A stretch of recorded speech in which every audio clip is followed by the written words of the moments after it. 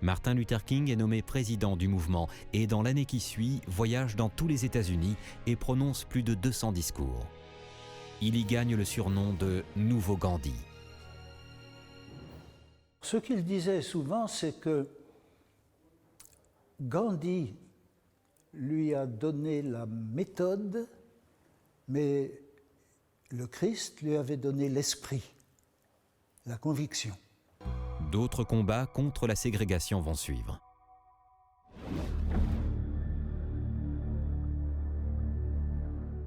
Le 24 janvier 1956, de jeunes étudiants noirs se voient refuser l'accès aux inscriptions dans une école de Little Rock, dans l'Arkansas. Cette mesure, pourtant très courante, est cependant illégale depuis le 17 mai 1954, lorsque Larry Brown a interdit toute ségrégation dans les écoles.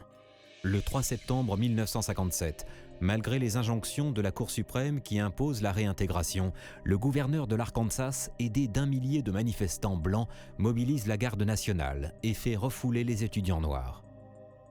Eisenhower, qui est partagé, mais qui estime qu'on ne peut pas laisser le pouvoir fédéral, en quelque sorte, mis en échec par un pouvoir local, envoie des troupes fédérales pour que force reste à la loi. Le lendemain, sur ordre du président Eisenhower, le général Walker, à la tête de 1000 parachutistes, force le passage et fait entrer les étudiants sur le campus. La Cour suprême, par un allée célèbre, qui s'appelle Brown versus Board of Education of Topeka, Kansas, interdit, ce qui est vraiment une grande première, la ségrégation scolaire, renversant un arrêt d'une autre Cour suprême qui, en 1896, avait expliqué qu'au titre de la doctrine séparés mais égaux, cette ségrégation était parfaitement constitutionnelle. Certaines écoles vont préférer fermer plutôt que de se plier à cette demande. Pendant toute cette période, Martin Luther King ne cesse d'aller de ville en ville, apportant à chacun son soutien par sa présence et ses discours. Le 20 septembre 1958, après la parution de son livre « Marche vers la liberté », Martin Luther King échappe de peu à la mort. Lors d'une séance de dédicace de son livre dans un magasin de Harlem, une femme du nom de Isola Curry se rue vers lui et le poignarde à la poitrine, manquant la horte de peu. Elle sera jugée déséquilibrée et Martin Luther King lui accordera publiquement son pardon.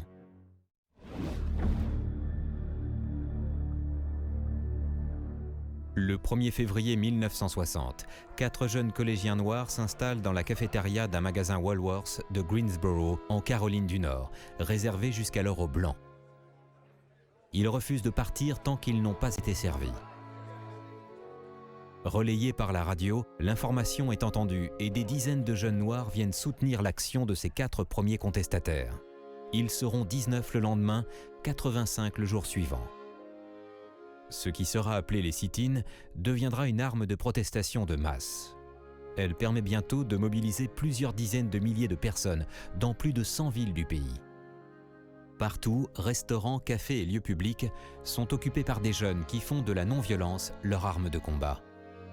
Le mouvement tiendra bon, malgré les violences et les brimades endurées par les manifestants qui ne répliqueront jamais. Martin Luther King a réussi quelque chose que moi je trouve assez extraordinaire, c'est-à-dire, je ne sais pas si le mot est juste mobiliser, mais à éveiller non seulement l'attention et la volonté de ses frères noirs du sud ou du nord du pays, mais à les mettre en action et avec des actions non violentes.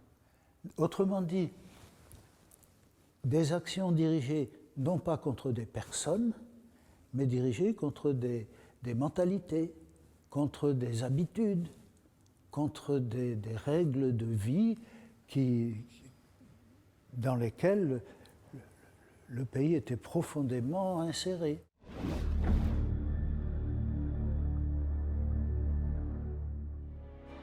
Un autre moyen pour faire connaître le mouvement pour les droits civiques va voir le jour, les Freedom Rides. C'est-à-dire les voyages de la liberté, où noirs et blancs ensemble, dans des autobus mélangés cette fois et non pas ségrégés.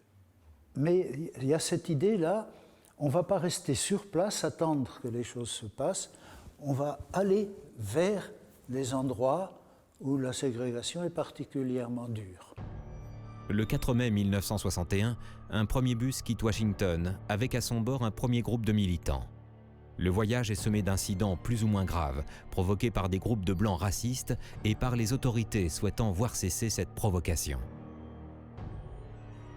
Le 13 mai 1961, le bus arrive à Atlanta, où il est accueilli par Martin Luther King. Celui-ci conseille aux Riders d'éviter de pénétrer en Alabama. Malgré ce conseil, les voyageurs s'entêtent et le lendemain, près de la petite ville d'Anniston, une foule en colère stoppe le bus et y met le feu, manquant de peu de faire brûler vifs ses passagers. Les rescapés de cette folle journée se retrouvent à Birmingham, où ils sont de nouveau attaqués par des membres du Ku Klux Klan. Les passagers blancs, considérés comme des traîtres à la race blanche, sont particulièrement visés. Le voyage s'arrête là, mais d'autres bus prennent le départ malgré les violences et les arrestations que subissent systématiquement les Freedom Riders.